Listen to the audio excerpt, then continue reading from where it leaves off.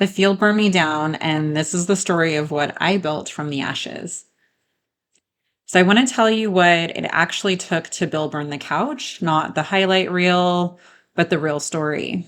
This is loyalty that almost broke me, and the healing didn't happen in therapy.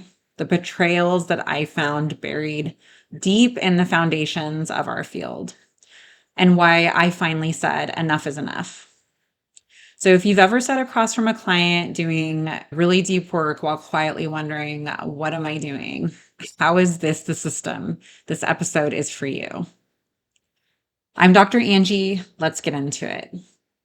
So, loyal to a field that was harming me. I was very loyal to a field of psychology, loyal to a fault, and I want to name where that comes from. I'm neurodivergent. I'm Latina. I was born in the United States and I'm American, but I was heavily shaped by my Mexican family who taught me a kind of loyalty that runs deep. The kind where even if somebody does you wrong, you justify it because you made a commitment. And commitments mean that you stay through thick and through thin till death do you part. So this is something that was talked about a lot in my family. And I'm sad to say that I approached the therapy field like that too. I noticed I was being harmed and I stayed anyways. I made excuses for it. I made people who had money the enemy instead of questioning the system that kept me broke. I twisted myself to stay loyal to something that was never loyal to me until one day I just couldn't ignore it anymore. I was not in alignment with what I was doing. My soul knew before my brain could ever admit it. So the next part is the healing that didn't happen in weekly therapy. And here's what you might expect is that the place I found deep healing was not in traditional therapy. I tried that since I was a kid, but it was actually a therapy intensive with Charity O'Reilly, tea with a trauma therapist. And it was hands down the best therapy experience of my life because nobody was pathologizing me.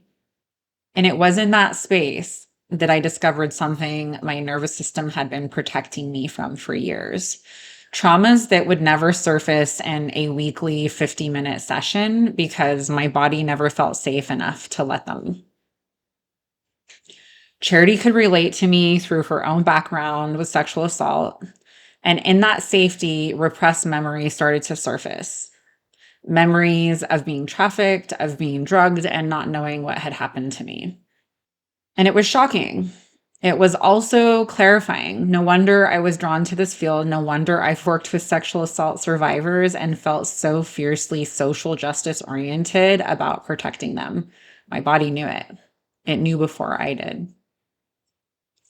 So the details kept revealing themselves during that intensive and long after.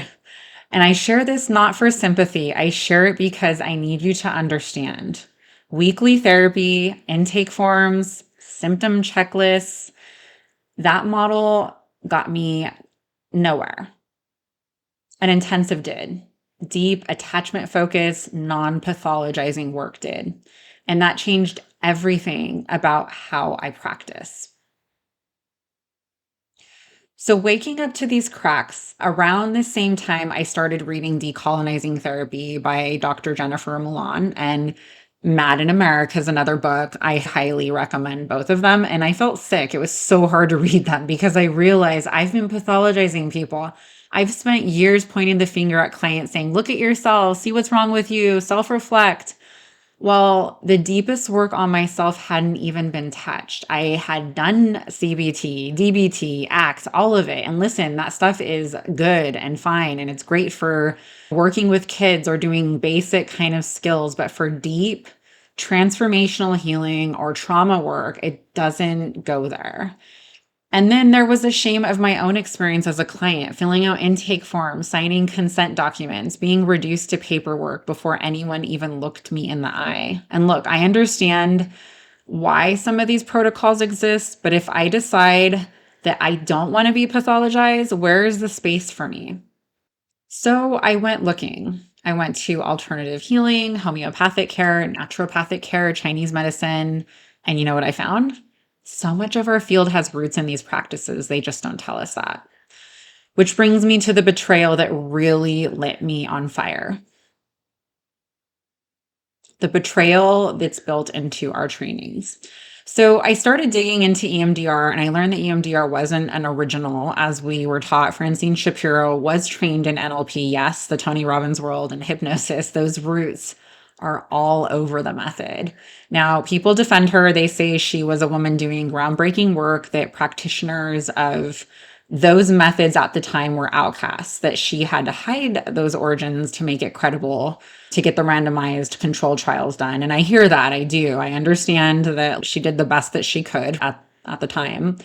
But it still feels like betrayal, because all these years later, they still don't teach you this in EMDR trainings, like in your certification trainings. They're making millions of dollars off of us, off of therapists like you and me. And the honesty, the full transparent honesty just isn't there. Similar to our textbooks at school, right? They don't tell us the whole story of Christopher Columbus and all that, right? And I'm a social justice warrior. As a neurodivergent, integrity driven person, it wasn't optional for me. It's wired into me. I found this out, and then I went further in. I began learning NLP methods myself. I learned hypnosis, studied shamanism. I read anthropology books, history. I love history. And somewhere in all of that, something in me finally snapped into place. Why am I following all these rules and textbooks and protocols and paying all these people to do it this way or exactly that way, when at this point I trust myself? My intuition knows what to do, but the field says that's not allowed. You're not supposed to make it up. Except I'm not making it up. I'm listening. And I'll tell you something. During my intensive, I had visions. My ancestors were present, people who are part of my DNA. If you've had these experiences, you know exactly what I'm talking about. And if you haven't, that's okay. You don't have to understand it. You might just need to do an intensive and see what happens.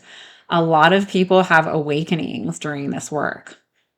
So I built my own method. So yes, I created my own method.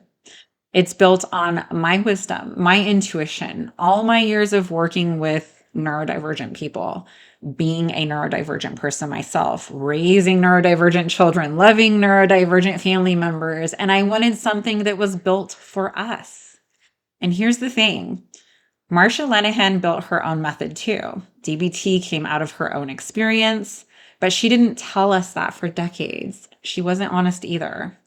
I'm being honest from day one. This method comes from my brain, lived experience, and what I've witnessed in my clients. It's attachment-focused trauma work, similar in spirit to what Charity O'Reilly teaches, but I weave in the neurodivergent components, Hakomi, and everything else I've gathered over the years. But here's what I finally understood. Our field was built on a history of oppression. Mental health institutions and prisons were designed from the same blueprint, and I decided I don't want to cause harm to myself, and I don't want to cause harm to others. Full stop. And one more thing, because we haven't said this out loud, is that therapists deserve to be financially stable. Why are we demonizing ourselves for wanting that? My husband is deep into Buddhism, and he talks about right livelihood, food, water, shelter, the basics of dignified life. Why are we denying therapists these basic things while they're out there stopping the bleeding of everyone else's emotional wounds? Let that land. Enough. What Burn the Couch actually is, all of this, every crack, every betrayal, every awakening is woven into Burn the Couch Therapist Academy. This is not just a space for marketing tactics. You can get tactics anywhere. Yes, I'll give you marketing if that's what you want. It worked for me. But I've been trained in everything. I've tested. I'll help you find what fits you, because what works for me might not be your path. But under all of it, this is a space for healing the betrayal, healing the grief of being a therapist in a field that never really appreciated you, of being a woman who got a graduate degree or a doctorate degree and still wasn't heard in rooms that mattered. Still never good enough. I built the space I needed. It is truly me, and it is for you. I'm going to teach you what I know, including the alternative healing methods that came to me through my ancestors. And I'm so excited to share it. I can't wait to see the changes, the transformations, and honestly, the relationships. I'm all about community, connection, intimacy, real space held together. So here's what's inside. Depending on who you are and what you want, if you want to stay licensed and just raise your rates, I've got you.